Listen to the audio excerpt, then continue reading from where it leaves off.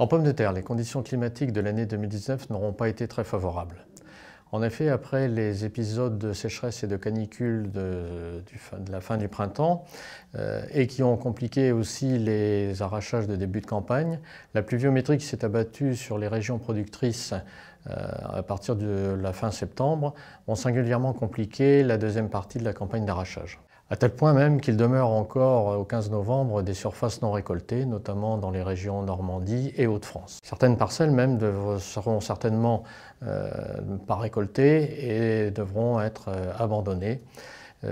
C'est une première crainte. La deuxième crainte étant, avec le rafraîchissement des températures et l'hygrométrie excessive, des conditions de conservation délicates pour certains lots. Les conséquences de ces épisodes sont une tenue du marché relativement bonne.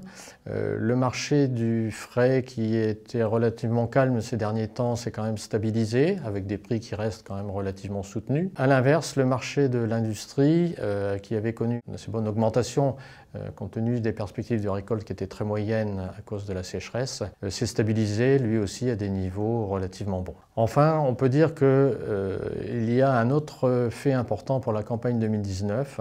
C'est en effet la dernière année d'utilisation du CIPC, antigerminatif de conservation, qui se traduira obligatoirement pour l'année prochaine, et notamment donc pour la campagne 2020, par la nécessité pour les producteurs d'adopter de nouvelles méthodes de conservation et notamment de nouvelles techniques de conservation, puisque cette molécule de CIPC sera interdite à partir du début octobre de l'année prochaine.